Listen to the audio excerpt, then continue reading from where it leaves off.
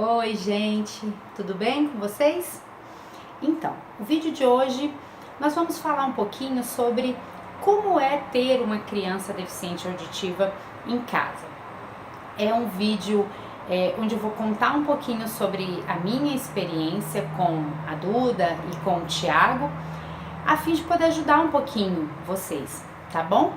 Então, assim, quando a Duda nasceu, é claro que fica aquela questão assim, quando é bebezinho, a gente não percebe tanto, porque chora, ainda não deveria estar falando, então acaba se tornando normal, né? Da mesma forma que seria com uma criança ouvinte. Quando ela foi chegando numa fase em que 1 aninho e meio, 1 aninho e 7, em que as crianças já estão falando algumas palavras, em que é mais fácil, por exemplo, tá com uma dor, ela consegue te dizer aonde dói, de que forma dói, se ela quer comer alguma coisa, ela já consegue falar de alguma forma o que ela quer comer. E com, pelo menos a nossa experiência aqui, não era dessa forma. Então, a criança fica muito irritada, é uma fase em que os pais têm que ter muita paciência, porque, imagina, ela quer comer um biscoito de chocolate, você está oferecendo um biscoito de leite, e ela não consegue te dizer que não é aquilo, você entende que não é aquilo, mas você não consegue entender o que é que ela quer. E pelo fato da gente não usar gestos, da gente se forçar a entender falando de outra forma, é mais difícil. É óbvio que seria muito mais fácil apontar, né?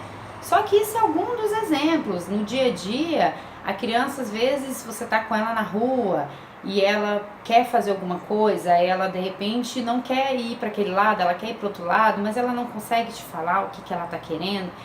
E a criança parece que chega num ponto que ela dá uma bloqueada. E aí ela fica, eu lembro que a Duda ficava muito irritada, ela se jogava no chão. E aí entra outra questão. Por quê? Porque a gente não consegue, pelo menos a minha experiência, que era a primeira filha, você ainda não consegue saber se, isso é normal da idade ou isso é pela deficiência. E a gente não tinha ninguém perto da gente que pudesse esclarecer essas dúvidas. Então a gente ficava com aquela coisa meio que andando, pisando em ovos, né? Isso aqui, será que ela entendeu? Será que ela não entendeu? De que forma eu vou lidar com isso? E assim a gente ia caminhando. Então, óbvio que nós erramos muito, porque de repente a gente cedeu no momento que não era para ceder e de repente a gente não cedeu numa hora que era para ceder. Aí até que, quando a Duda tinha mais ou menos quase 2 aninhos, um pouco antes dela operar, eu lembro que a gente estava super cansado, a gente estava super estressado, porque você trabalha, você tem as coisas da casa, tem o marido que cuidar da esposa, a esposa cuidar do marido, e tinha que lidar com toda essa questão da Duda. Aí eu lembro que a gente foi numa psicóloga, porque em Bauru, na época que a Duda fazia o tratamento lá, nós tínhamos que fazer uma consulta com uma psicóloga. E eu lembro que essa psicóloga falou assim, olha, tava eu, o Gustavo e a Duda, e ela disse assim, a gente vai conversando, deixa ela deu uns brinquedinhos pra ela e falou assim, e vocês ajam naturalmente, como se estivessem em casa. Aí a gente estava conversando, contando nossa experiência, o que a gente sentia e tal, aquela coisa. E aí a Duda começou a dar trabalho. Começou a puxar a gente que queria ir embora, que não queria mais ficar ali. E aí ela chorava e a gente pedia para ela esperar e ela não esperava. E aí até que ela percebeu que a gente não ia ceder, que ela ia ter que esperar, ela começou a se jogar no chão e ela batia a cabeça. E eu lembro que eu e o Gustavo, a gente ficou morrendo de vergonha. E aí ela pegou e falou assim, eu vejo que o pai tem dó, mas a mãe não. Aí o Gustavo falou assim, não, é porque na verdade a gente não tá sabendo lidar, a gente não sabe até que ponto ela tá entendendo o que a gente tá falando, até que ponto ela compreende. Aí eu lembro que ela virou pra gente e falou assim, sabe por que que ela tá fazendo isso? Aí a gente parou assim, ela, porque ela é mimada. Porque vocês fazem tudo que ela quer. Eu lembro que se tivesse um buraco, eu tinha me escondido lá.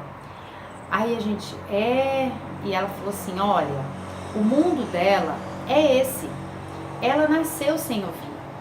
Ela não está sofrendo por causa disso. Ela não sabe o que é estar ouvindo. Então, ela está fazendo tudo isso para chamar atenção. Ela está fazendo tudo isso porque vocês estão aceitando. Então, vocês vão tratar ela como qualquer outra criança. Ela vai ser ensinada, ela vai levar bronca, ela vai levar castigo, como qualquer outra criança. Aí a gente ficou assim. Eu lembro que a gente saiu de lá bem mais leve.